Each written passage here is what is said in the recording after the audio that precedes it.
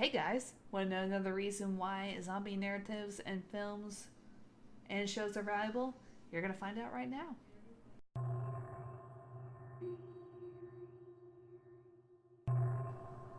Hello everybody, this is Brandykins, the zombie horror and pop culture aficionado.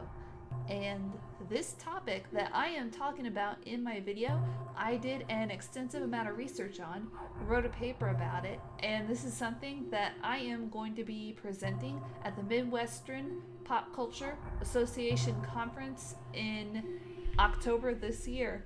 And I am so excited about it. I did mention that before that I did research on it because I'm still new to this whole YouTube game, but I wanted to let you know that yes, I do extensive research on any topic that I talk about because I am a gigantic research nerd, as well as a horror and zombie and pop culture nerd. The second reason why zombie narratives, films, and shows are valuable is that they can be used as a tool to focus on personal and world issues. So in the last vlog, I talked about zombies being they provide a form of social commentary. And you can view social commentary, as world issues. And yes, zombies can be used as a tool to focus on world issues. This vlog, however, I'm going to focus more on the personal aspect of zombies, like how we or characters in a story see them. Zombies in films or stories or TV shows, they can be seen as a sign. Well, what in the world is a sign? Not like a sign like on the side of the road, like that's not what I'm talking about here.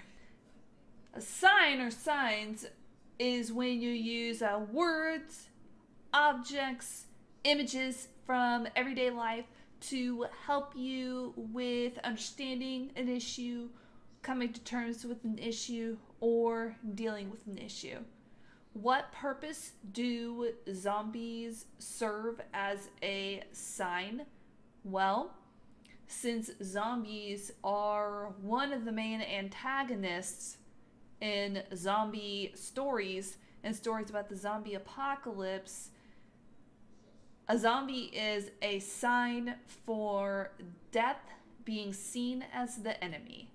I didn't even realize I had my headphones on, because I'm so used to being on Twitch and not YouTube. Okay, moving along. These zombies were once human, and now they are nothing but these rotting, putrid, decaying corpses who just have this desire for human flesh. And in a zombie apocalypse, with them being seen everywhere, it forces us to confront death. Like, look it right in the eye. And to ask ourselves these questions, or for the characters to ask themselves the questions, well, is this really all that lays for me after death? And thinking about death, what does lay for us after death? Is it an extended sleep? Is it reincarnation? Is it nothing at all? Well, we are not quite sure yet, and who knows if we will ever find out the answer. But zombies being seen as the enemy is death being seen as the enemy, which is a sign and a form of what is called memento mori. What exactly is memento mori? Well, memento mori is Latin for you have to die. It is a medieval Latin Christian theory and practice on the reflection of mortality, especially as a means of considering the vanity of earthly life and the transient nature of all earthly goods and pursuits. It is related to the ars moriendi, the art of dying, and similar Western literature. Memento mori has been an important part of aesthetic disciplines as a mean of perfecting the character by cultivating detachment and other virtues, and by turning the attention towards the immortality of the soul and of the afterlife. So that's why in paintings that you see during the Elizabethan era or the Shakespearean era, you may see like these fancy dressed old dudes are like holding a book, or they're wearing a weird hat with a feather in it. But you may see like skulls in the background. That is a form of memento mori, remembering death, being able to reflect on the nature of death. And during that time, it was a normal practice to reflect on the nature of death. It's not something as a society that we do very much anymore, because we have this fear of the morbid, fear of the unknown. So it's just mainly this fear that keeps holding us back from being able to reflect on these personal issues. And zombies allow us to be able to confront death. Death being one of the biggest personal issues that we all have to face. In the medium of film and shows, there is a danger of including too much zombie gruesomeness and gore.